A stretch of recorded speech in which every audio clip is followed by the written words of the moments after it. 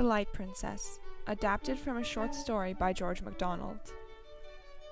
One bright morning, in the long-forgotten kingdom of Lagobel, a princess was born. The sweet queen and dear king had waited ever so long for her. The invitations were sent out for the little princess's christening, but one person was forgotten, as there usually is. Unfortunately, it was the princess's ugly, evil, disgusting, philosophical witch of an aunt, and it was no wonder that she was forgotten. But being a witch, she didn't forgive and forget. No, she cursed the baby princess so that the little heir to the throne lost all sense of gravity. After the princess floated around aimlessly for a few years, the king and queen finally had enough of the curse, and sent for the metaphysicists.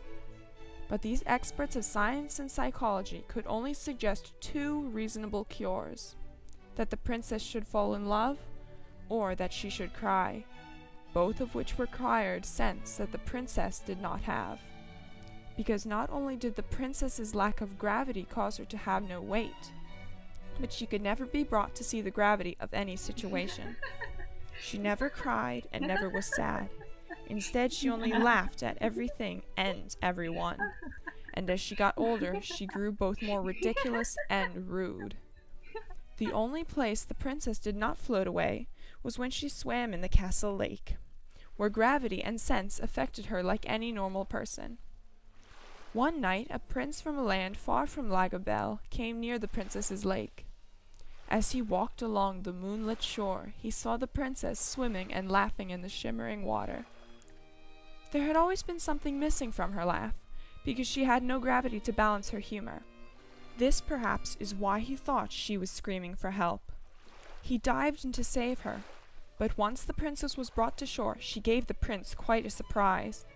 She started yelling at him and floating into the air, so that he thought he had been bewitched and mistaken a swan for a great lady. Eventually everything was explained, and the princess brought back to the water. By then the prince was already smitten, even for all the princess's rudeness and nonsense. Of course, she was too ridiculous to even think of love, but when she was in the water, she had sense enough to be able to befriend the prince. He started to come every night, and the two swam together secretly under the moon, and the prince fell more deeply in love with her every day, because in the water he could see the person she could be, if only she would gain some sense. Unfortunately for the pair, their nighttime swims were not altogether secret. The princess's evil aunt watched them in her crystal ball, and was enraged. She didn't want the princess's happiness to ruin her curse. She hurried into the cellar and immediately set to cursing the lake with one of her evil snakes. It started to suck the lake dry of its life-giving water. The princess, who loved and knew the lake better than anything else, soon noticed something different about it. She frantically swam from shore to shore. It was shrinking. The rocks on the shores were dry and the mud was starting to crack.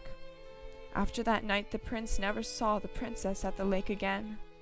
She was too ill from grief to go out of her room. Still, she never cried, even though she was dying with the lake. As the level of the lake lowered, the frantic king and queen became desperate. Not only was their daughter dying, but every waterway in the kingdom was turning to mud and dust, and no matter where they looked, they could find no cause for the water's disappearance or a way to stop it. Until one day a plaque was discovered at the bottom of the lake. It read, "If someone is willing to give his life and plug the hole at the bottom of the lake, the water will return to the land. If not, the nation deserves its fate." Even after this welcome solution was proclaimed through the entire kingdom, no one volunteered. When the prince heard the proclamation, he thought to himself, "If I give my life, the lake and the princess will live, though I will never see it, and she will soon forget all about her poor dead prince. But I can die with the thought of her swimming and happy to comfort me." The prince approached the king and volunteered to give his life to plug up the lake, with one condition. Of course, the king wasn't happy to have a condition, but seeing that the prince was the only man to volunteer, he couldn't refuse. The prince's only term was that the princess would stay by his side until he drowned in the lake. To this the king agreed. The princess was so excited when she heard the news. Someone was going to save her lake.